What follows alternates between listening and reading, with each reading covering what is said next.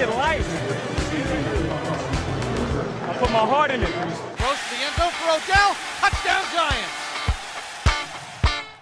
And it is caught for the touchdown by Odell Beckham Jr. Deep ball over the middle, wide open Odell Beckham Jr. Touchdown Giants. Touchdown Giants, 87 yards.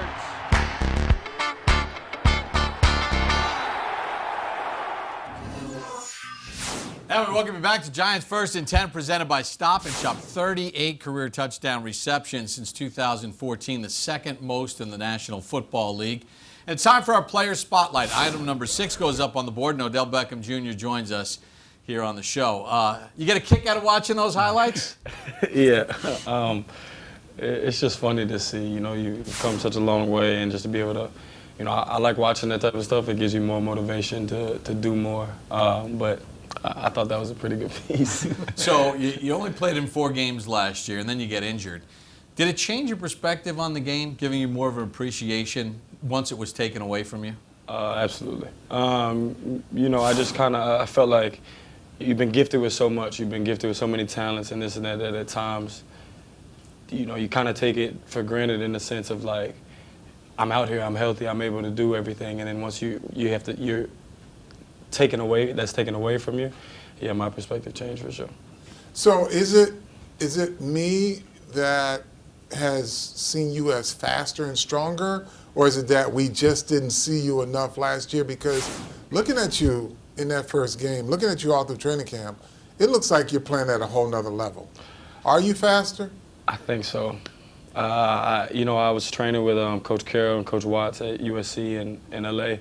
And it was just something that I've been wanting to do for a long time, train track and get faster and get stronger and longer strength and longer speed. It's something that happened, and like I said, when I came back for training camp, I had felt stronger and faster than I had ever been. Being able to, it was tough to get here to where I'm at, but it was a lot of hard work that went in. I feel like I might be able to be better than I was before. With that extra speed and strength and everything, how is it going to change your game, or is it going to change it at all? I don't know if it's going to change it. It might help it in a way, but I think that now you rely some more on technique, along with the strength and the speed and everything, but you rely on that technique a little more so you can, whether it's get in and out of breaks, but being able to maintain all those things that you worked on and do it throughout the entire season. So not having football for a while, and then when you had it, it seems like it wasn't fun for a while. Are you having fun again? Yeah, I'm having fun again. Like I said, once it's taken away from you, and I remember I was sitting in my basement, I watched every game. I'm sitting there, leg elevated, like could barely walk, could remember falling asleep, waking up 4 in the morning, crawling upstairs to your room. Once it's stripped from you, you have a completely different perspective on it. And I think I'm more appreciative to be able to go out every day and just practice, to be able to go out and run, to be able to run up the steps, whatever it is. It was hard to just walk for a minute, so I'm thankful that he put me back together. You talk about the physical aspects of how this changed you. Did it change you mentally? And I don't mean by absolutely change you from a standpoint of what the fans might, your game perspective, because now you get to watch tape every day. You're watching what's going on. How did that change you mentally? I think in all ways it changed me.